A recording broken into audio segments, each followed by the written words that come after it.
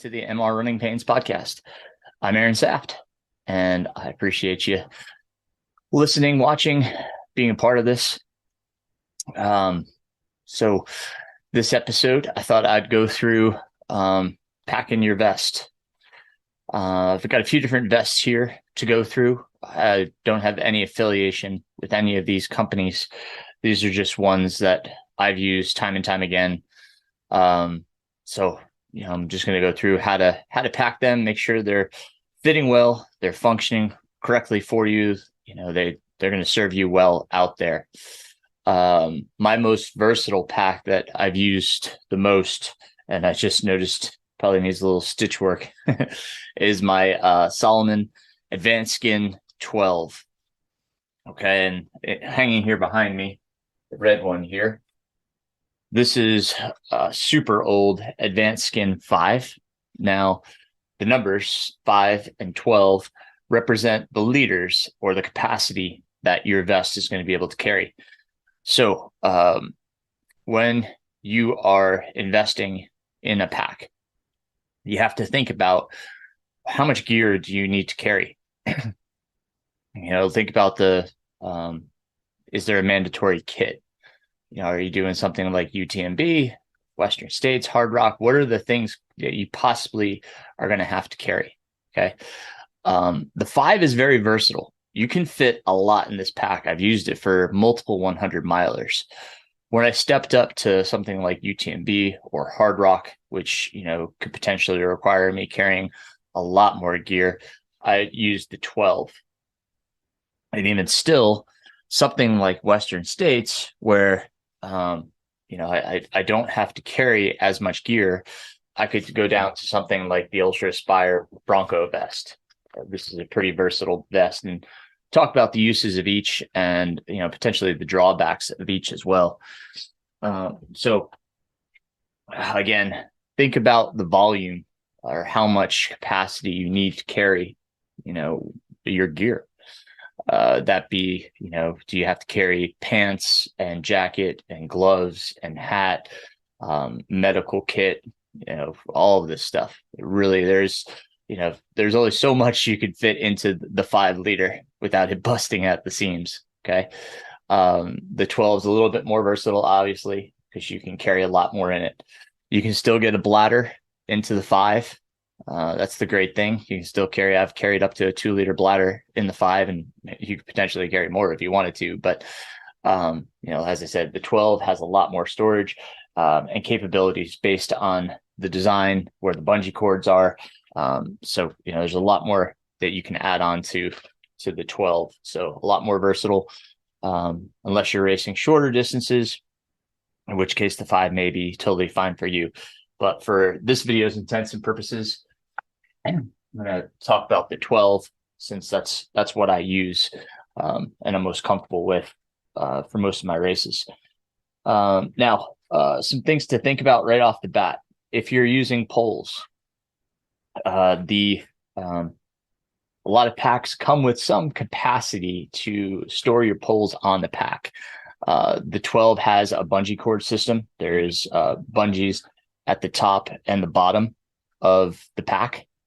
And that's to kind of diagonally across the back. So, going across this way, that will store the poles with those bungees in place. It will just hold it against the back of the pack.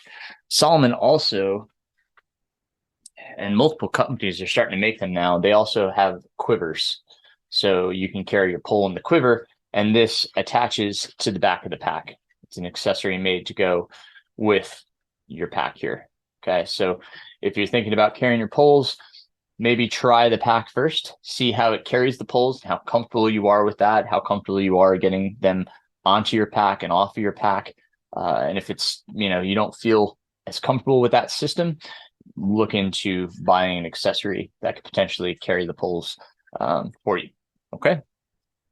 So consider your poles and how you're going to store them.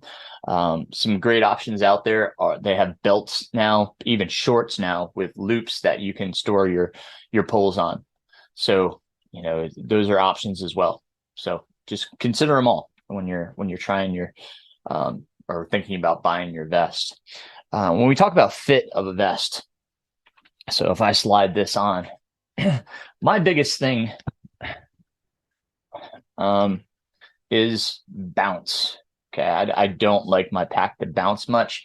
If I'm wearing a bladder that carries a lot of fluid, that's a lot of extra weight, and I really don't want my vest to bounce much. So I want it to feel snug, secure. It shouldn't be any room under the shoulders here. It should be nice and secure. Should be able to tighten it around the midsection. That should be nice and tight. The collar shouldn't come up too high on the neck, so you're not getting any rub here or any rub under the arm right here. Okay, those are all potential chafe spots where you can get really sensitive if the pack comes up too high on the armpit, or if the collar of the back of the pack comes up too high as well. That will rub the back of the neck and get super annoying, as well as right through here on the sides of the neck where the collarbone is. Make sure it's not going to rub. So these are all potential spots, especially those that run shirtless or with tank tops or sports bras.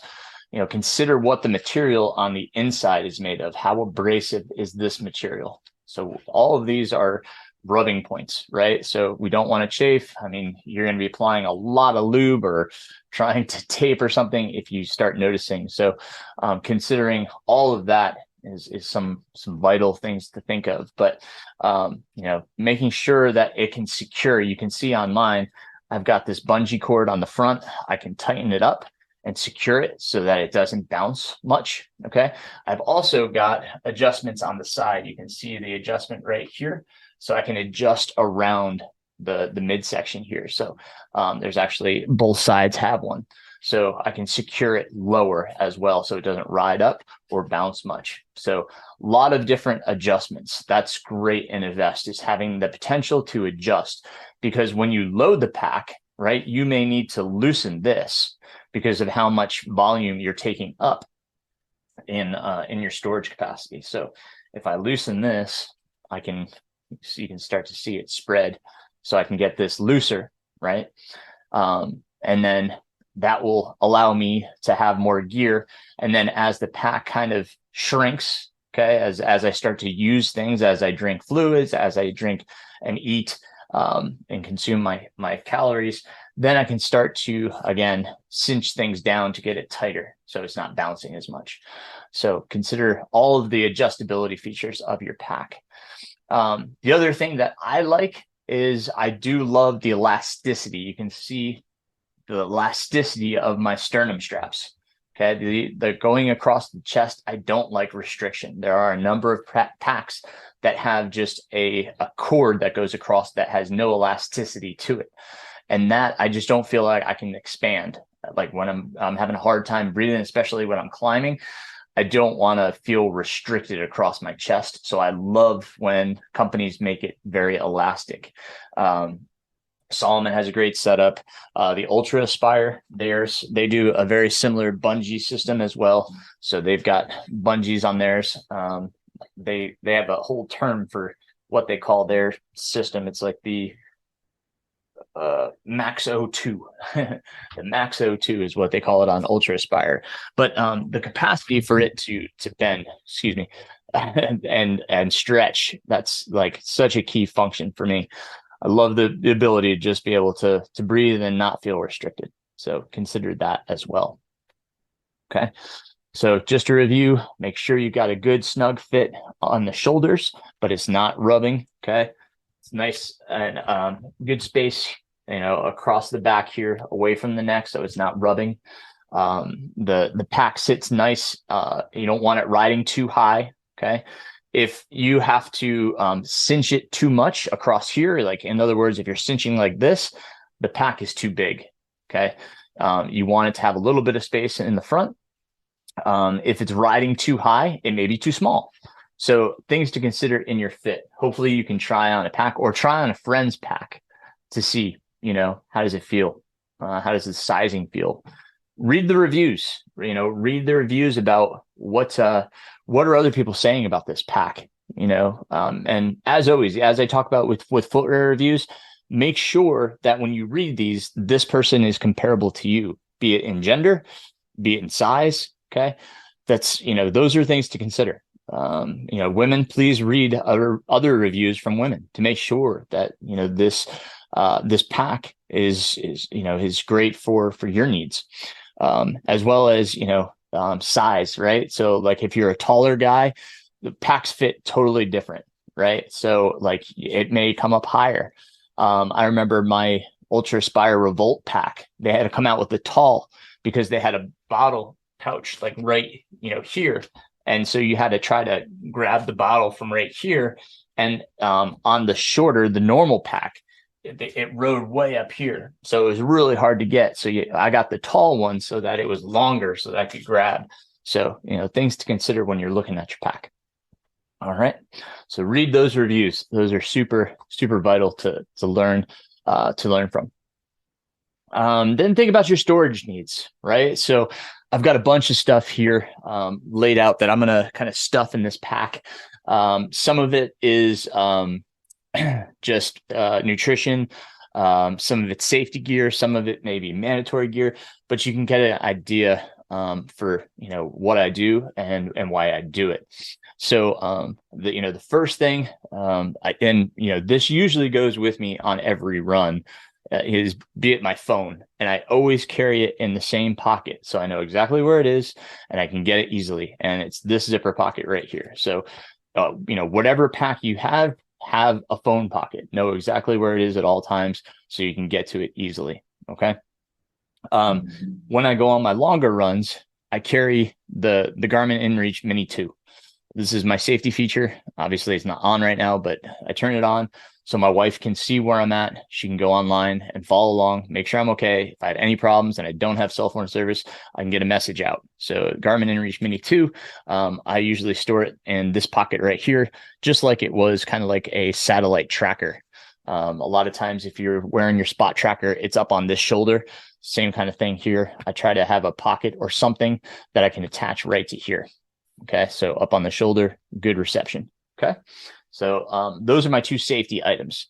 Now, along with that, a lot of times in races, you're going to have to carry, especially longer races, some kind of electronics. Okay, so I usually have an electronics bag. And depending on what time of day it is how accessible I make certain things. Okay. And here, what I have, and I'll just kind of take it out to show you. This is my backup lamp. Okay. So this is the NU25 that I've done a lot of talking about. I've had guests talk about it, but, just a little backup headlight, super lightweight. I've got the Goal Zero. I think it's called the Flip 12. No, this is the Flip 24. I have a smaller one, the Flip 12. It's half the size of this one. So picture this cut in half, kind of like a lipstick container. This has obviously my phone cord on it already attached. But if I need to charge my phone, I have that capacity. If I need to charge my watch, headlamp, whatever. I also bring the cord for my headlamp batteries, so that I can be charging those. If I'm in a super long race, I'll also bring my watch cord. But usually, my watch lasts plenty long enough. Thank you, Koros. And as well as a backup battery for my headlamp. So my headlamp that I go to,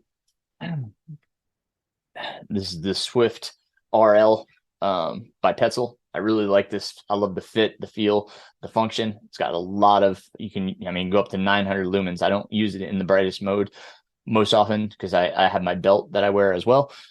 But I bring a backup battery for the Swift. Now, again, if I'm going and I know that I'm leaving an aid station and I need my headlamp, I'm going to make this accessible.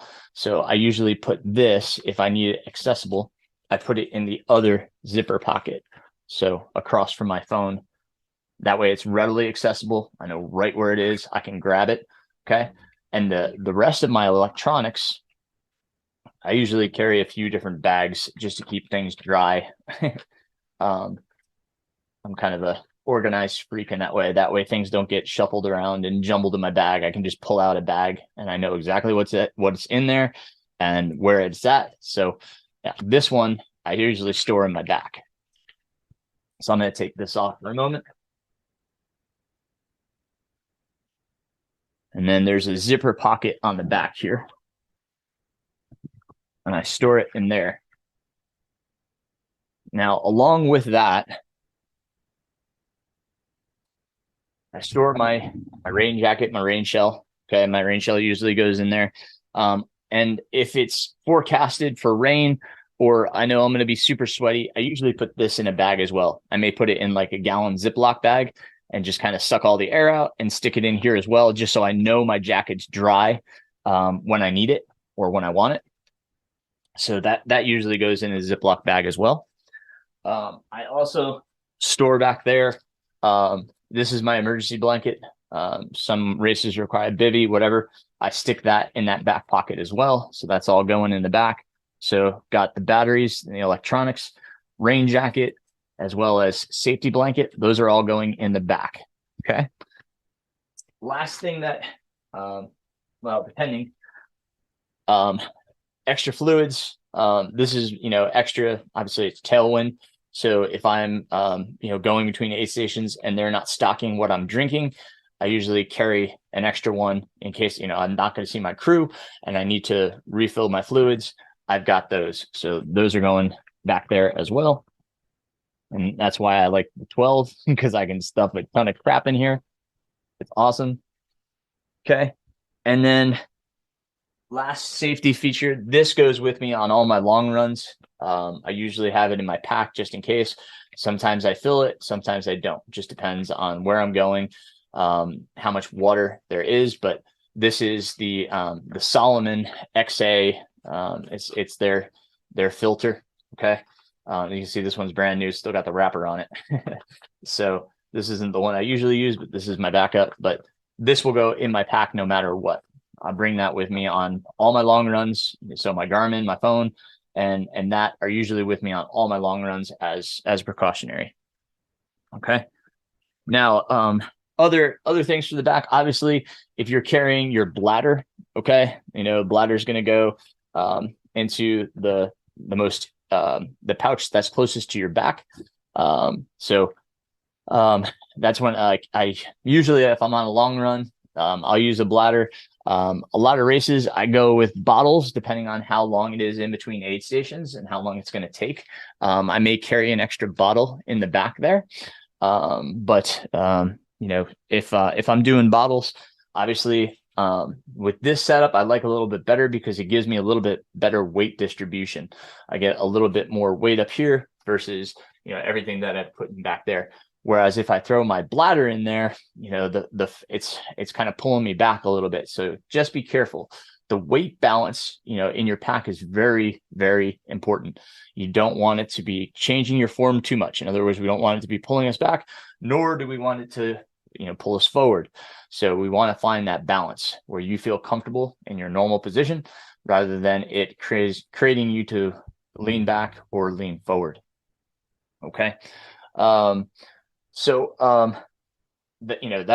I would say, also something to consider is what is the capacity of the vest. Some vests aren't great at carrying bladders. Okay. So if you're a person that likes to have that capacity, make sure that you take that into consideration when you're buying your pack.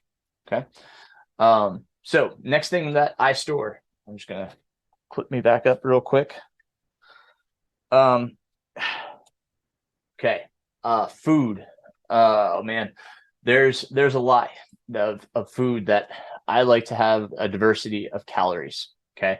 So one side of my pack, there's these nice drop-in pouches here on either side. I like to have my fructose based. This is spring. This is one of the ones, the awesome sauce. This one is one of my staples. So I like to have the fructose based gels on one side. And then I take and I put my glucose based gels. These are Goo Roctanes. I put them on the other side. Then I've got my chews. Okay. These are Scratch. They're glucose based, so I put those as well with my glucose based gels. Okay, so those are my main calories. Okay, so I know exactly where my main calories are. They're super easy accessible. My pockets on my shorts, that's where I carry my trash. So when I get into an aid station, I know to dump my pockets. When I get home from my run, I take out my trash. I look at, okay, how many calories did I consume?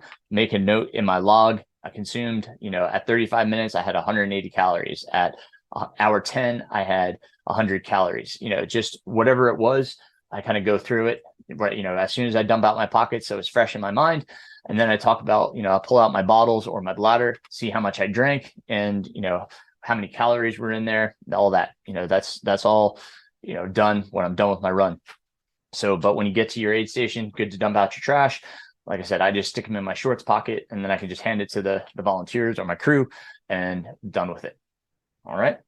Lastly, I have these are my bonk savers. Literally a bonk bar. I love bonk bars. And then the power bar chews here. So the power gels. These things are like gushers. My favorite is the cola. It does have caffeine, but these are a lifesaver. 210 calories in this packet right here. And then, forget bonk breaker. There's 260 calories. So it's either one of these, or if it's not too hot, I'll carry a Snickers bar. The combination of the two of them together, over 400 calories, closer to 500 calories actually. And this is like a bonk saver. So if I'm ever in that energy depletion where I'm like, oh my gosh, I am bonking, this is my go-to, right? So this, again, wherever you're comfortable storing it, I typically store it over here. If I don't have my headlamp, even if I do, it goes in there. So I've got my headlamp and my bonk saving energy calories in there. In this envelope pocket, the drop-in pocket, that's my glucose. And then in this pocket is my fructose. I like kind of just going back and forth between the two. So I may start with the fructose. Next one would be a glucose. Okay. So you can read all about the science of fructose and glucose and how your body digests it and such, but I like to mix the two. I find that I get a nice kind of even ride because again, mixing the sugars, the science behind it is that they're two different sugars. So while you have a fructose, you're digesting it. If you add a glucose on top of it, you'll digest both because they're separate sugars. The body recognizes them as separate sugars. Whereas if you took a glucose and then another glucose, your body's still processing this glucose before it can get to this glucose. So, the idea being, if I have two different ones, then my body's processing both at the same time. So I'm kind of getting this constant energy source. That's the idea behind it. Okay, so that's where I store my food. All right. Let's see. We talked about the bladder. We talked about the bottles. Talked about weight distribution, nutrition. So other things. If you have mandatory kits, right? A lot of times they don't check. But what happened at UTMB and why I became so obsessive with where I put my stuff is because at UTMB, the volunteers actually asked me to pull out certain items. And I in my tiredness, it started at 6 p.m. and the volunteers asked me at 2 a.m., 3 a.m., where is they pointed to pictures on a table and I had to pull them out and show them. And I couldn't tell you where they were. I honestly couldn't. So I started making a system. And that's why I have spots for everything. I know where everything is. I can grab it, right? So I'm very comfortable with my pack and knowing where my stuff is because I put it there every training run. So every time I go out for a training run, a long run, whatever it be, everything goes in the same spots. That way I'm practiced at pulling out my phone. I'm practiced at pulling out my glucose, right? So I know where everything is. So, you may carry other things. It's just knowing where to put them. Where do you need them? Should they be readily accessible, right? I know that I don't need, I won't need, my battery most likely. And if I do, I can just take off my pack and kind of, set it up. So that's why I put that stuff in the back. Again, I won't need to be probably doing my tailwind out on the course. I'd probably would do that at an aid station. So that goes in the back. Jacket, I have to take off my pack anyway. So, These are the reasons why I'm thinking through where things are. So do that process. Try to plan out where's things going to go. Where are they most useful to you? Okay. And again, where is the best weight distribution? Where does it feel most even? Don't feel too weighted one way or the other. Feel comfortable. Okay. Make sure it's not rubbing when your arms are swinging. You're not getting too much bulk on one side. This is starting to bulk up a little bit, but it's still comfortable. Make sure you're not getting too much weight, on either side either. Okay. It's not just front to back, it's side to side. Make sure that one side is not heavier than the other. So take all of these things into consideration. And then I'm going to talk a little bit about my thought process behind the Bronco. This vest is wonderful. This vest is, I love, like I said, I've used this time and time again. Love this vest, but it can get hot. Okay. Some people cut away specific parts to make it a little bit more breathable. Okay. They kind of, if there's something that's not needed, it's extra padding or something that, potentially is not needed. They may cut it away, make a modification to the vest. So in this vest, I'll show you, I had to make a modification, and it wasn't necessarily because of how hot, or extra material. Well, in some ways, I guess it was extra material. If I turn around, you can see that red flap right here. Okay. That right there stuck up much higher. And when I put my neck back, it kind of hit the back of my neck, which, as I talked about on the other pack, can get super annoying, right? So if you're kind of leaning back and that's nicking you in the back of the head, it's just not cool. So what I had Mom do, Mom's a great seamstress. She, you can see the stitching. She stitched the flap down. I had her fold it over and then stitch it down so that wasn't popping up. Now, my understanding is it was just easier to slide the hand in and grab an extra bottle. Good thought process. Like, I understand the need and want to make it more accessible in the back so you could reach in. You had kind of a guide, right, to reach your hand in. But like I said, it was just really annoying me. So it's not to say that just because a pack comes the way it does, that, if it's not right, you can't modify it or fix it to make it, if you really like the pack. Like, I love the potential behind this because of how breathable, like when you look at how breathable this mesh is, that's what I'm looking for at something like Western States, because what I can do, and my thought is, the Ultra Aspire comes with the more like plastic, harder plastic flasks. I can freeze a flask. And so when the temperature heats up, I can put that against my back and cool my back, and then have 2 water bottles up front. As this melts, I can switch that out if one of these run out, and then I can drink off of that. So just planning ahead for Western States and the heat. Same thing at Vermont. There's most of these races, I'm not going to need such capacity because of how frequent I see the crew and how short a race duration it is. Whereas something like Wasatch, I'm going to be out there, potentially a lot longer. So, something like the Solomon will probably be more up my alley. I know not everybody has the funds to get 2 packs. I understand that. So in that regard, pick the one that's going to serve you the best, right? I'd probably go and be safe with the more volume, because, you don't want to be stuck with something minimal and you just can't fit your gear in there, and makes it uncomfortable because you can't get what you need into your pack. So I would always go up in volume rather than sacrifice minimalism. I learned my lesson in Old Dominion. When I raced Old Dominion, it was hot. I tried using that Revolt pack that I talked about. It only had capacity for 2 bottles. It was just way too hot. I was going through my fluids way too fast, and I wasn't getting enough fluids. I started getting dehydrated. I was losing a lot of weight. So, my suggestion, make sure you have the capacity to carry more.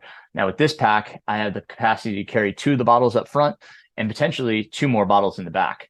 So I can get up to 4 bottles in this pack. So this one has a lot of fluid carrying capacity. It also has a lot of storage capacity. There are drop-in pockets on the sides, all the way around the waist here, as well as drop-in pockets just below the bottle holders. So lots of storage capacity in this. So, I thought about that in using this. Now, I can't carry a lot of mandatory gear in here if I'm carrying all those items. So that's where this has its limitations. So, again, when I look at races that I potentially am going to need some gear, this would probably not be the best option. I'm doing a 50-mile race coming up here April 1st, and this will probably be a great option for that. For shorter races and those 100-milers in which gear is not, so much of a necessity, a good option. But again, if you can swing only one vest, go with the higher capacity vest. Okay. And that may be something like I pointed out earlier, the Salomon Advanced Skin 5. That's a great option. The 12, as I said, you just can't beat the capacity on the 12. It's got such great carrying capacity. So those are my thoughts on packs, on fit, function, storage. Okay. If you have questions, don't hesitate to reach out. I hope that helps. I hope that gets you thinking about things and planning how to pack your vest. Really hope you enjoyed the episode. And until next time, keep running, my friends.